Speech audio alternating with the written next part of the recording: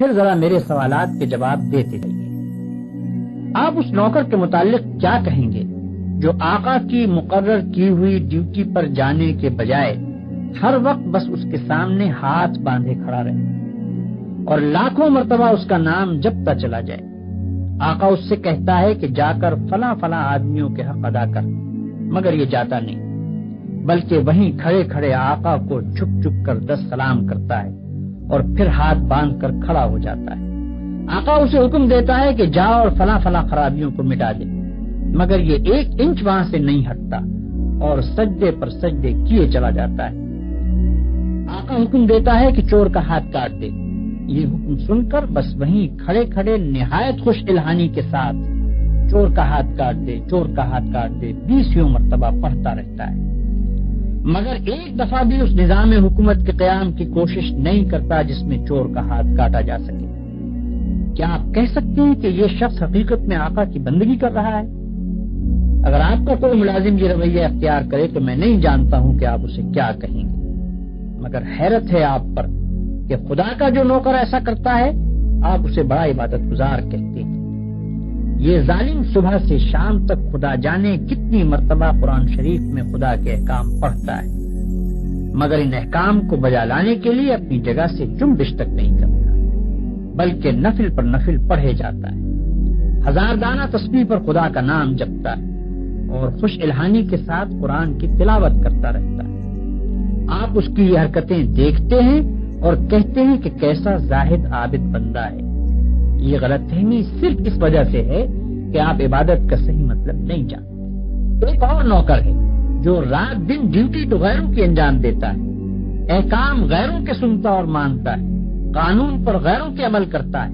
اور اپنے اصلی آقا کے فرمان کی ہر وقت خلاف ورزی کیا کرتا ہے، مگر سلامی کے وقت آقا کے سامنے حاضر ہو جاتا ہے اور زبان سے آقا ہی کا نام جپتا رہتا ہے۔ اگر آپ میں سے کسی شخص کا نوکر یہ طریقہ اختیار کرے تو آپ کیا کریں گے؟ کیا آپ اس کی سلامی کو اس کے منہ پر نہ مار دیں گے؟ جب وہ زبان سے آپ کو آقا اور مالک کہے گا تو کیا آپ فوراً یہ جواب نہ دیں گے کہ تو پرلے درجے کا جھوٹا اور بے ایمان ہے، تنخواہ مجھ سے لیتا ہے اور نوکری دوسروں کی کرتا ہے، زبان سے مجھے آقا کہتا ہے اور حقیقت میں میرے سوا ہر ایک کی خدمت کرتا پھرتا ہے؟ یہ تو ایک معمولی عقل کی بات ہے جسے آپ میں سے ہر شخص سمجھ سکتا ہے، مگر کیسی حیرت کی بات ہے کہ جو لوگ رات دن خدا کے قانون کو توڑتے ہیں، کفار و مشرکین کے احکام پر عمل کرتے ہیں اور اپنی زندگی کے معاملات میں خدا کے احکام کی کوئی پرواہ نہیں کرتے، ان کی نماز اور روزے اور تسبیح اور تلاوت قرآن اور حج و زکوٰۃ کو آپ خدا کی عبادت سمجھتے ہیں۔ یہ غلط فہمی بھی اسی وجہ سے ہے کہ آپ عبادت کے اصل مطلب سے ناواقف ہیں۔ ایک اور نوکر کی مثال لیجیے۔ آقا نے اپنے نوکروں کے لیے جو وردی مقرر کی ہے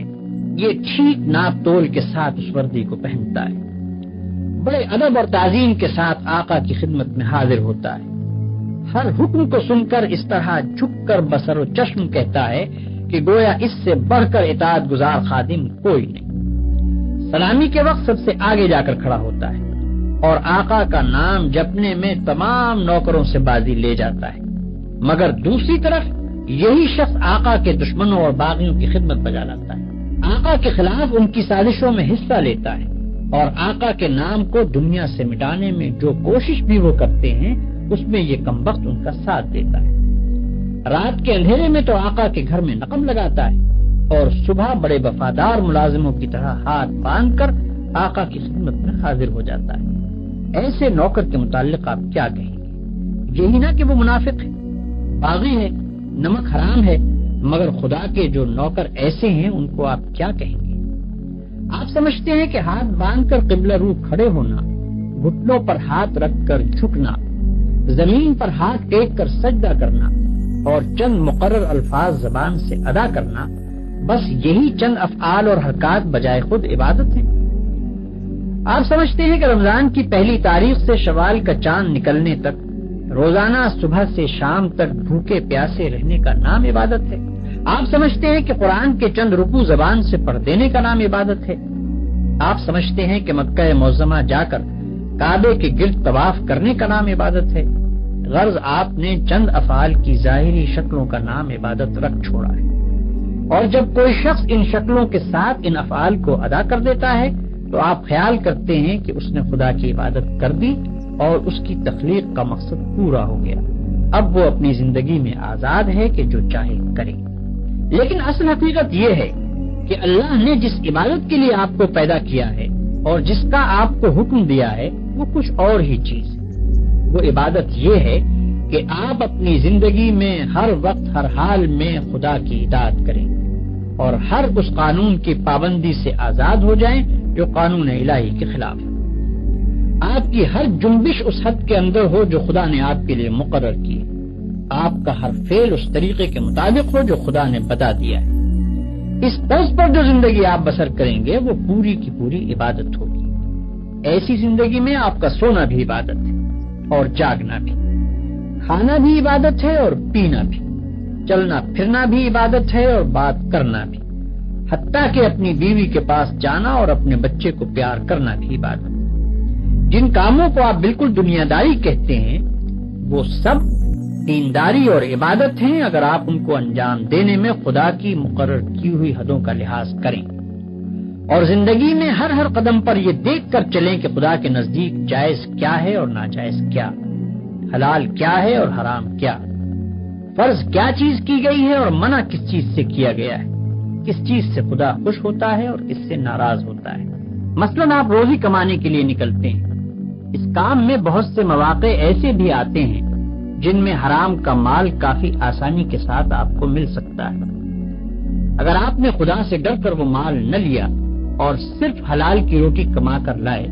تو یہ جتنا وقت آپ نے روٹی کمانے پر صرف کیا یہ سب عبادت تھا، اور یہ روٹی گھر لا کر جو آپ نے خود کھائی اور اپنی بیوی بچوں اور خدا کے مقرر کیے ہوئے دوسرے حقداروں کو کھلائی، اس سب پر آپ اجر و ثواب کے مستحق ہو گئے۔ آپ نے اگر راستہ چلنے میں کوئی پتھر یا کانٹا ہٹا دیا اس خیال سے کہ خدا کے بندوں کو تکلیف نہ ہو تو یہ بھی عبادت ہے۔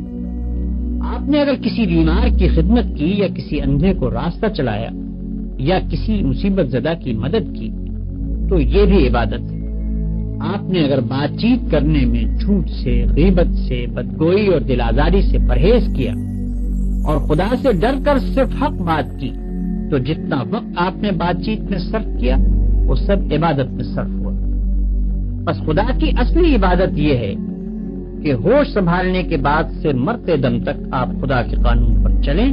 اور اس کے احکام کے مطابق زندگی بسر کریں۔ اس عبادت کے لیے کوئی وقت مقرر نہیں ہے،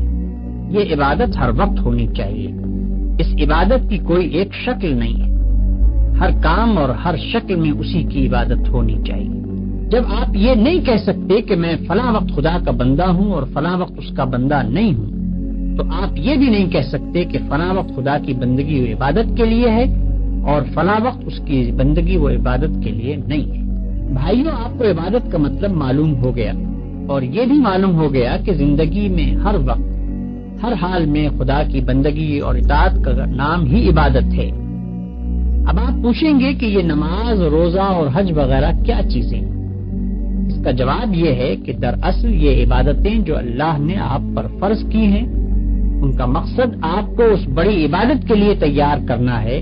جو آپ کو زندگی میں ہر وقت ہر حال میں ادا کرنی چاہیے۔ نماز آپ کو دن میں 5 وقت یاد دلاتی ہے کہ تم اللہ کے بندے ہو، اسی کی بندگی تمہیں کرنی چاہیے۔ روزہ سال میں 1 مرتبہ پورے 1 مہینے تک آپ کو اسی بندگی کے لیے تیار کرتا ہے۔ زکوٰۃ آپ کو بار بار توجہ دلاتی ہے کہ یہ مال جو تم نے کمایا ہے یہ خدا کا عطیہ ہے، اس کو صرف اپنے نفس کی خواہشات پر صرف نہ کر دو بلکہ اپنے مالک کا حق ادا کرو۔ حج دل پر خدا کی محبت اور بزرگی کا ایسا نقش بٹھاتا ہے کہ اگر 1 مرتبہ وہ بیٹھ جائے تو تمام عمر اس کا اثر دل سے دور نہیں ہو سکتا۔ ان سب عبادتوں کو ادا کرنے کے بعد اگر آپ اس قابل ہو گئے کہ آپ کی ساری زندگی خدا کی عبادت بن جائے تو بلا شبہ آپ کی نماز نماز ہے اور روزہ روزہ ہے، زکوٰۃ زکوٰۃ ہے اور حج حج ہے۔ لیکن اگر یہ مقصد پورا نہ ہوا تو محض رکوع اور سجدہ کرنے اور بھوک پیاس کے ساتھ دن گزارنے اور حج کی رسمیں ادا کر دینے اور زکوٰۃ کی رقم نکال دینے سے کچھ حاصل نہیں۔ ان ظاہری طریقوں کی مثال تو ایسی ہے جیسے ایک جسم کہ اگر اس میں جان ہے اور وہ چلتا پھرتا اور کام کرتا ہے تو بلا شبہ ایک زندہ انسان ہے، لیکن اگر اس میں جان ہی نہیں تو وہ ایک مردہ لاش ہے۔ مردے کے ہاتھ، پاؤں، آنکھ، ناک سبھی کچھ ہوتے ہیں مگر اس میں جان نہیں ہوتی، اس لیے تم اسے مٹی میں دبا دیتے ہو۔ اسی طرح اگر نماز کے ارکان پورے ادا ہوں یا روزے کی شرطیں پوری ادا کر دی جائیں مگر خدا کا خوف، اس کی محبت اور اس کی وفاداری و اطاعت نہ ہو جس کے لیے نماز اور روزہ فرض کیا گیا ہے، تو وہ بھی ایک بے جان چیز ہوگی۔